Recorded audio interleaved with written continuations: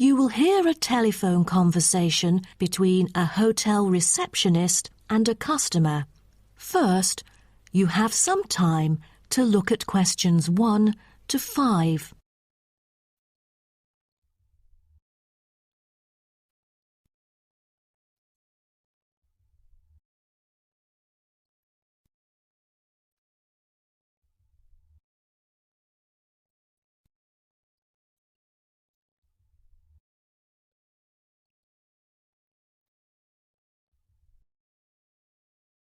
Now we shall begin.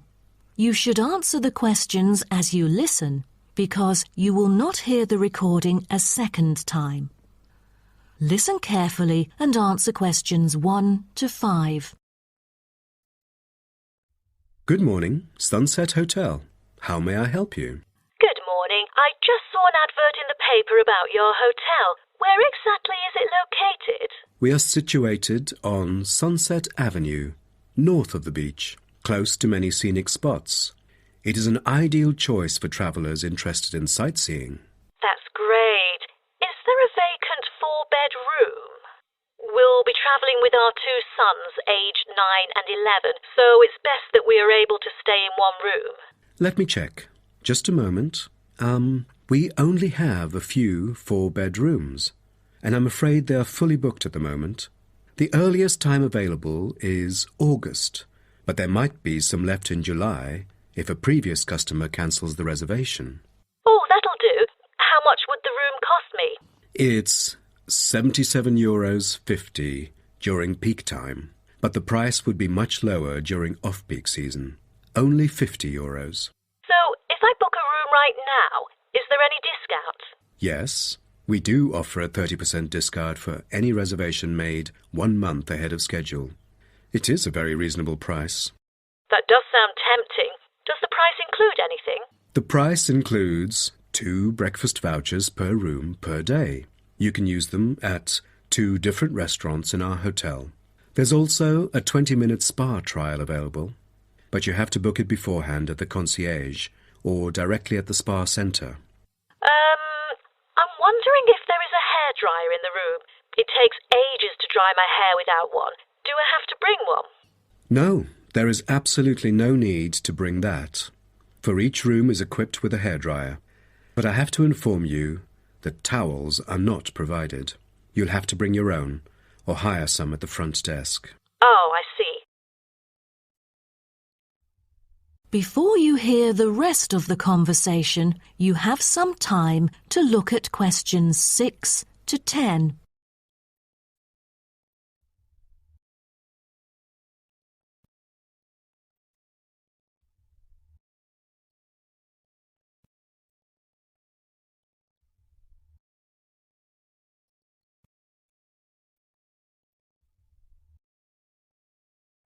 Now listen and answer questions 6 to 10. Before making a reservation, can you tell me a little bit more about your hotel? Sure, no problem.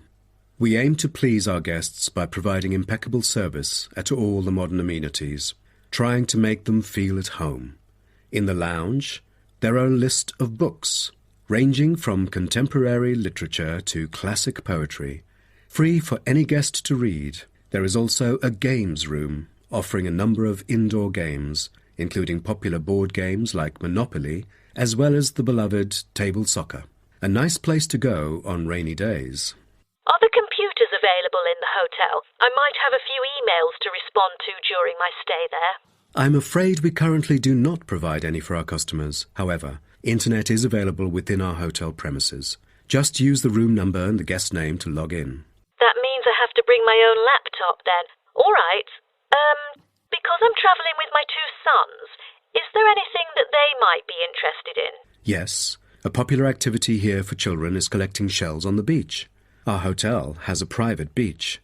When there are very few visitors, you can take a stroll down the beach with your children and enjoy some quality family time, undisturbed. That sounds nice, but you see, my boys really love adventure. Is there something more exciting for them to participate in? We do have bicycles ready for hire. You can cycle with the boys along the bush track by the hotel which is an ideal place to explore the wonders of nature. But because there is only a limited number of bicycles, we apply a first-come, first-served rule. Got it. I think my boys would love it. How can I arrange the payment then? Can I pay by credit card? Of course, we take credit cards. Thank you. You've been a great help. My pleasure, Ma'am. That is the end of part 1. You now have half a minute to check your answers.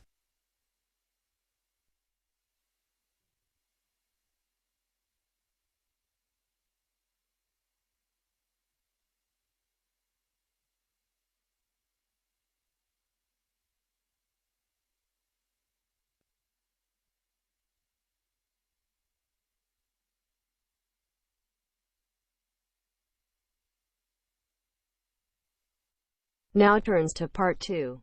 Part 2. You will hear a speech given by a man called George Dyson about Northfield Sports Complex. First, you have some time to look at questions 11 to 16.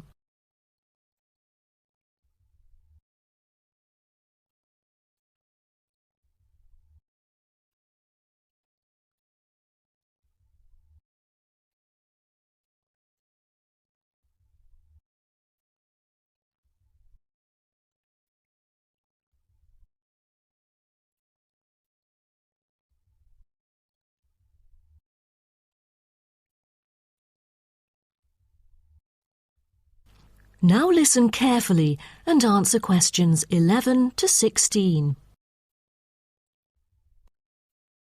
On behalf of Northfield Sports Complex, I'd like to extend our warmest welcome to you all here this evening. I'm George Dyson, founder of Northfield Sports Complex. I am giving this speech today to celebrate a special occasion. We started the business exactly a decade ago, and today we have developed into a large firm with a sizable group of members. We've also been nominated the most valuable company by Greentown at the Yearly Business Awards, which will be held next week. As experienced and qualified reporters, you are invited here to experience and witness this historical moment of Northfield Sports Complex together with us. Situated within the campus of Greentown University, Northfield Sports Complex is a modern, refreshing, and fully equipped facility for sports of all kinds. As part of its commitment to the local community, Northfield Sports Complex is available not only to school children, but also to local residents. It offers a wide range of facilities including a 25-metre swimming pool, paved walking and jogging paths, a well-equipped fitness gym, all-weather pitches, indoor courts for table tennis, tennis and other sports, as well as a renowned skating rink. Different age groups can all find the right sports to participate in. That's why local residents enjoy working out here.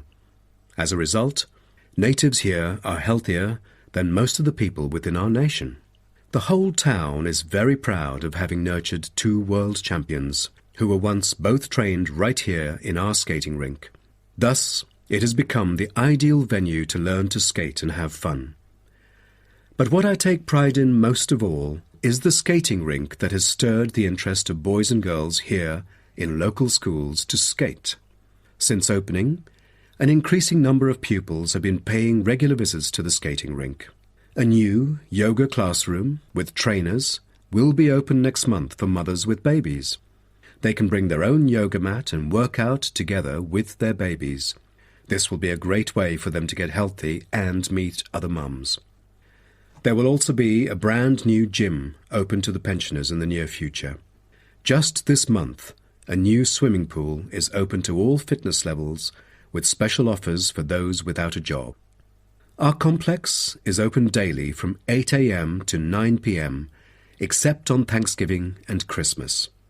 We intend to extend our business in the coming year. A list of equipment will be put up for sale, ranging from exercising equipment like cardio machines to sports recovery and injury prevention facilities. Within our complex, we try our best to avoid injuries of any kind. We train knowledgeable staff to guide our clients through correct workout regimens. For those who want to further ensure workout safety, they are welcome to apply to be a member of our standing committee. They are responsible for revising the safety guidelines and supervising its enforcement. Before you hear the rest of the talk, you have some time to look at questions 17 to 20.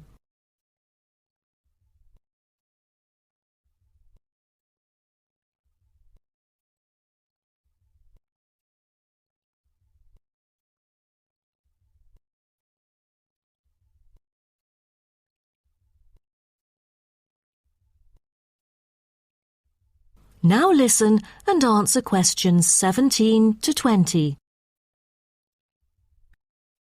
Now, I would like to introduce some of our most popular sports facilities here at Northfield Sports Complex.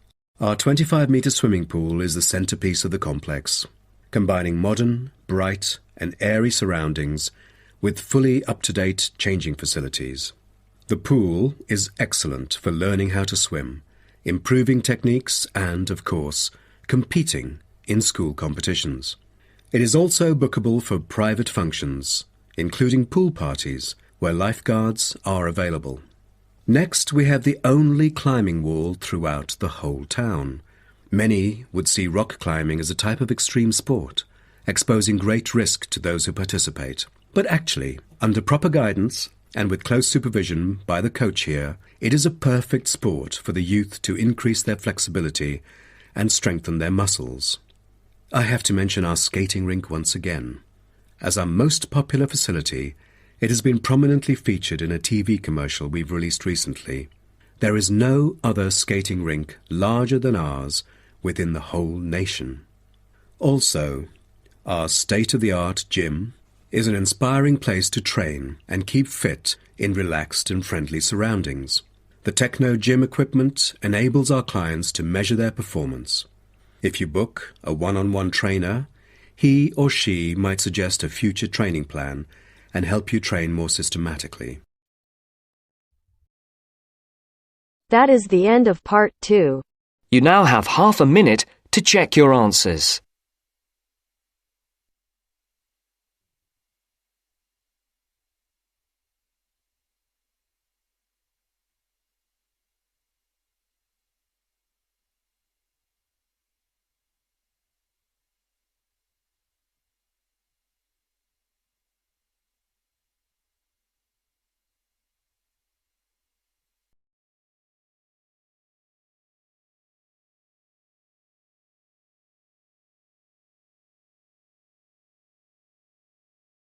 Now turns to part 3.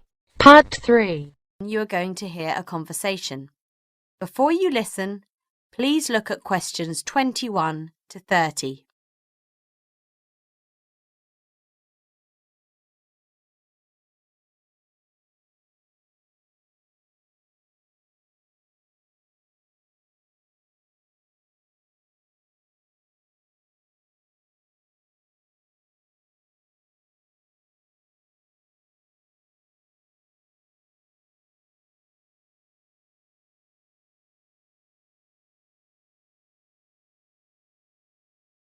Now listen to the conversation and answer questions 21 to 30.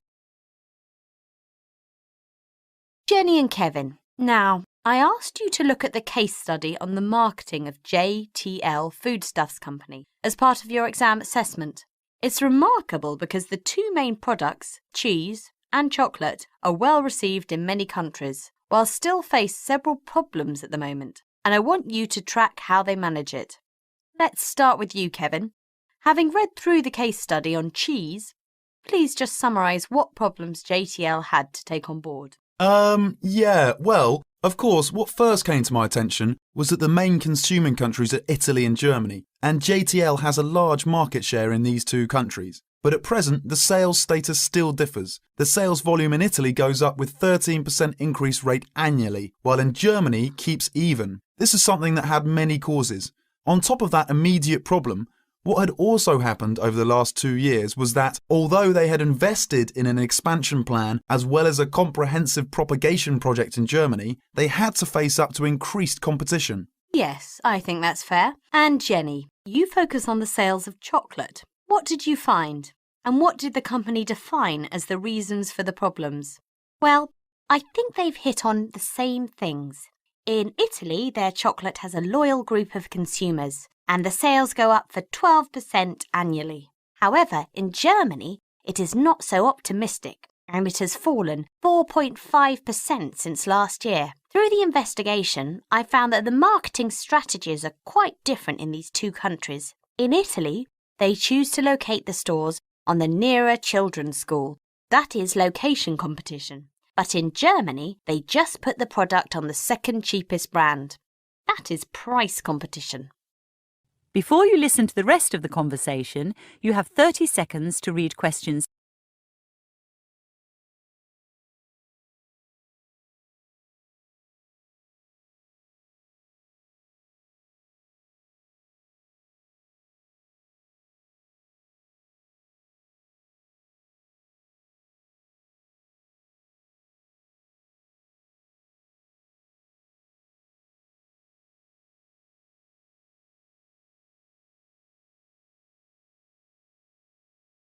At the same time, their longer-term problems, which were affecting their market share, were eventually credited to poor training in Germany.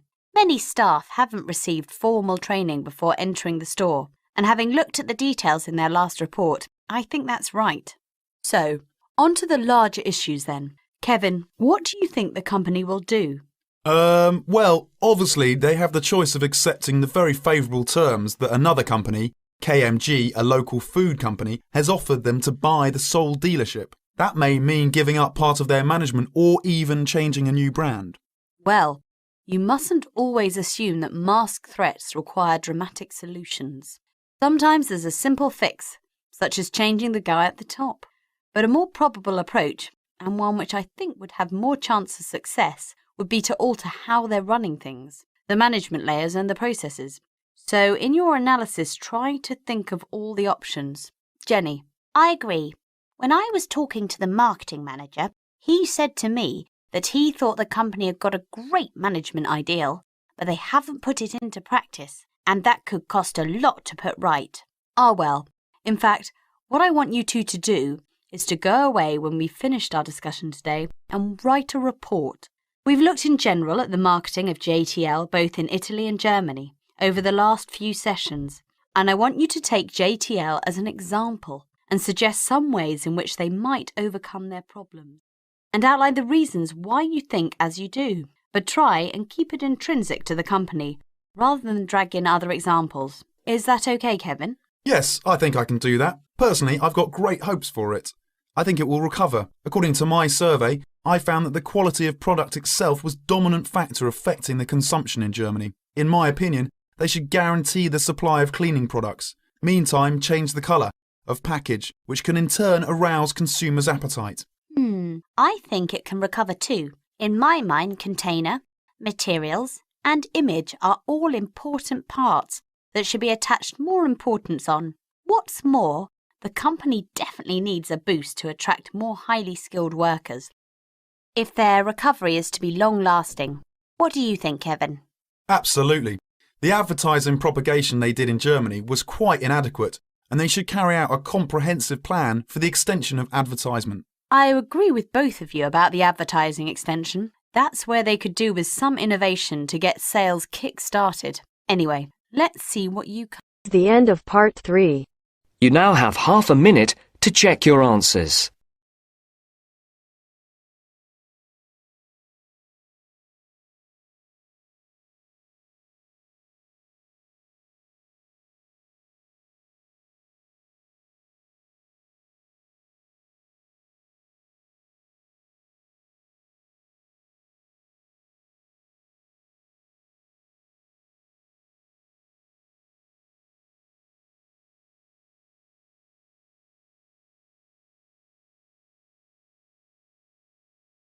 Now turns to part 4.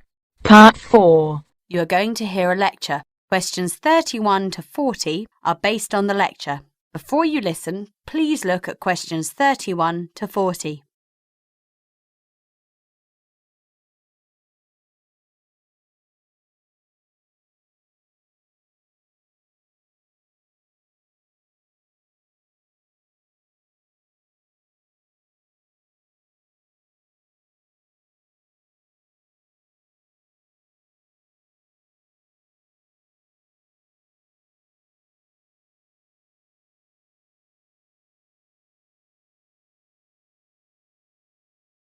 Now listen to the lecture and answer questions 31 to 40.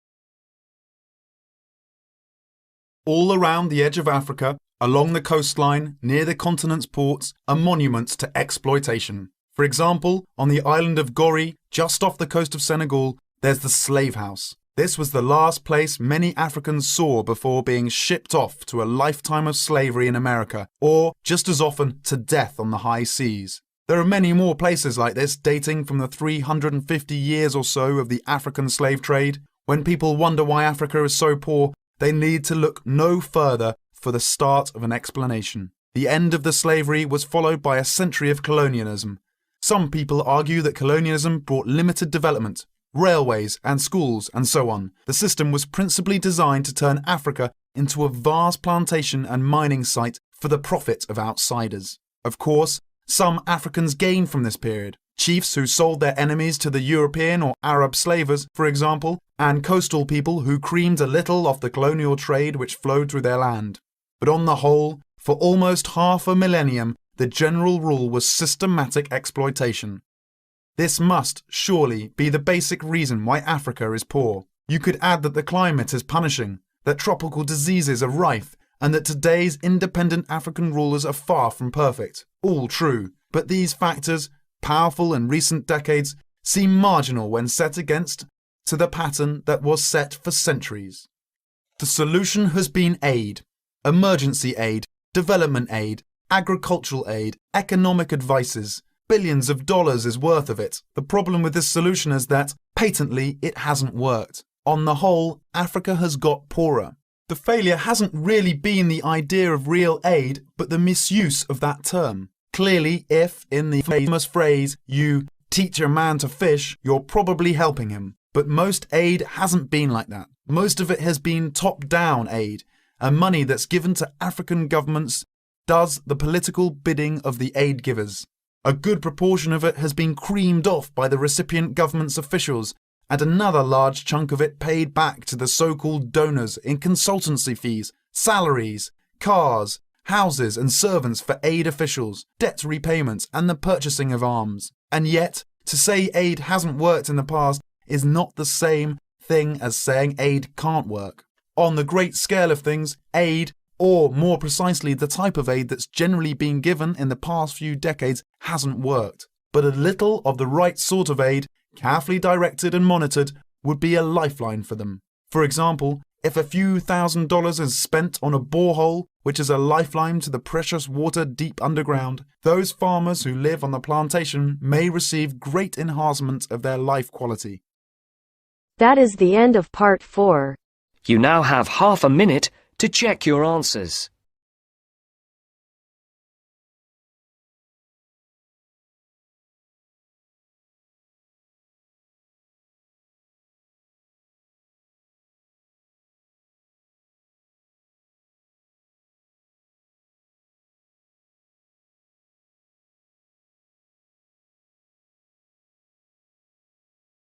I never got anyone's help, I had to do it all myself.